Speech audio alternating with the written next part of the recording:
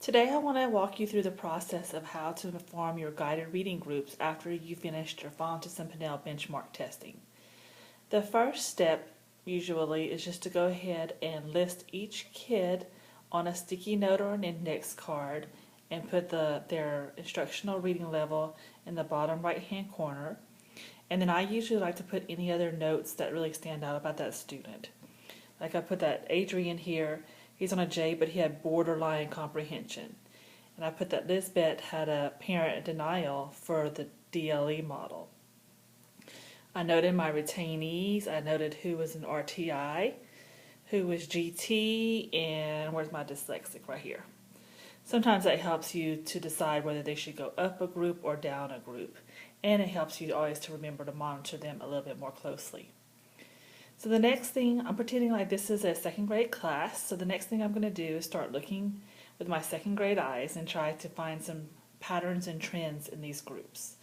So I can start off here. I see a few Fs.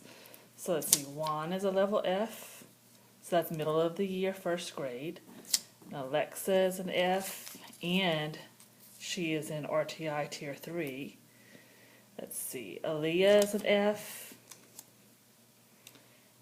Okay, that's a pretty small group. So I also, when I'm looking here, I see a couple of G's too. There's Jonathan, he's a G, and he's a retainee, and Norma's a G. So I think I might try the F's and G's in a group together. And whenever I would do that, I would go ahead and start on the F and see how that works, and then try to move forward for the kids. Let's see, what do I see next? I see some I's. Jaleona is a retainee, and Lisbeth is a parent denial, but she is right on grade level right now. And then Halasia is a J. I wonder if they can go together. And Andrew's a J, but he's a high J, so I don't think I would put him in a group with I's.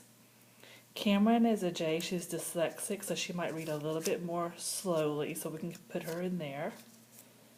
And then Adrian is a J, but he has borderline comprehension, so it wouldn't hurt to put him with a group of I's either. So I have that group there.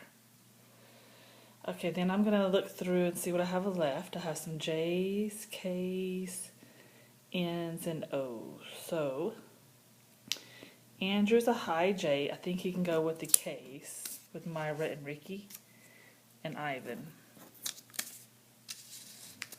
And I have left N's and O. Shelly's O and GT. I think I can put her in this group, but occasionally I might give her some kind of extension activity that's even further than the rest of the kids. So in looking at that, the next thing I'll do is to transfer that over into my guided reading binder. And this is just one way that you could organize your guided reading binder. This is the way that's worked for me. If you have something else that works for you, that's okay too, but you'll just get the gist from this video. So I take these sticky notes and I transfer them over into a binder like this. You can use sticky notes, or I love oops tape because it peels off easily, but it sticks a little bit more than the sticky notes do. So here I took my F's and G's and I just went ahead and put them on this folder, and I put it in the corner what level they were working on, F's and G's. And the reason why you'd want to do this instead of just writing on it with permanent markers is because you're always watching for when kids need to move up or down. So if I've done a couple of running records on Norma and she's just knocking F's and G's out of the park and I want to move her up, it's no problem just to take her sticker off and move her over to this group. And vice versa, if she's in this group and she's just not making the cut, I can easily take her off and put her down a group. If the whole group is ready to move, then I would just change this sticker right here and replace it with an H sticker. So here I have who's in each group and what level they're on, so you can see each one of those. There's the I and J group, there's the K group, and there's the N group. N and O actually. So the other things that are in here, as I plan my lessons for the week, I put in whatever book that we want to read, or books. If you have lower level kids, like if you have anybody from an A to a G or so, they should be reading a different book every single time they come to the guided reading group. They need to be exposed to many, many different texts. Kids who are on a G or H or higher, it might take them 2 guided reading groups to get through a book. Anyway, just go ahead and put the book or books that you're going to be doing that week in here so that you don't have to be bumbling around for what you're going to do. And then I have a basket off to the side that has the other four texts for the kids that match this text. I also put any kind of activity that I want to do it during the mini lesson. This group, I know that they needed help on sight words, so I have a sight word game here for us to do before we start our lesson.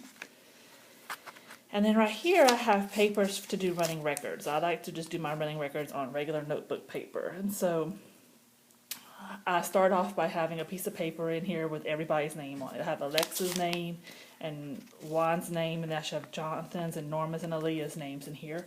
So that whenever I'm ready to do a running record for a student in this group, I just pull Alexa, do the running record on her, and then file a paper back in her section. I'll show you that in a second.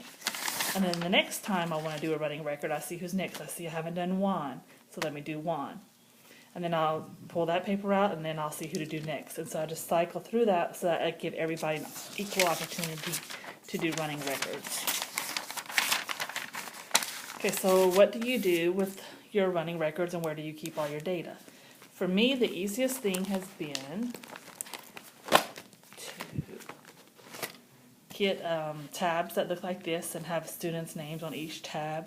And so if I want to look at Caitlin's data, I look over here in tab 2, and I always liked to keep a progress monitoring chart. This was especially when they were in RTI, so that I could show her reading level growth over time, so I could see if she was plateauing at any point. Like here, I was very concerned with her on the first 3 weeks because she wasn't moving, so I had to really go back and analyze her running records to see what to do with her to move her up. And then here she had a steady growth pattern, so I was happy with her work there. Behind that, I have all the running records that I did for her. So you can see I just did it on a regular piece of paper. I just put her name and the date, the title of the book, the level, her accuracy. And here I went through and did her running record. And on the back I said what notes I saw, so that she made self-corrections when the errors didn't make sense. I put what I conferenced with her about. Usually after a running record, I just take like a minute or two to do a teaching point with the student about something that they did. And I wrote down what happened with her comprehension and her fluency. So again, those are just all of her running records. And then right behind it, I have her anecdotal records. So anything that I see that I just need to write down, I write down right here about something that she needs or something that she is doing or something that I need to consider later. And then if you had any other testing or progress monitoring documents that you had for that student, that would go there too. So instead of just having all of their records in a whole different place in your classroom, just put it all in one binder so everything is nice and neat and concise. So I hope this has helped. Sometimes the process for making groups will be easier than what I went through. Sometimes it will be harder. Every class is different. The other thing I wanted to say before we go is that I would also need to decide on how many times a week I'm working on these students. Ideally, you'd want to see about 3 groups a day. On Mondays, that's usually a little bit harder because you are introducing some of the new things that are in your station. So Monday, you might just have 2 groups, and then every other day of the week, you'd have 3. So if this was a second grade class, remember they're supposed to be on an I right now, and so I would think about who is way below an I. So these are my F and G kids.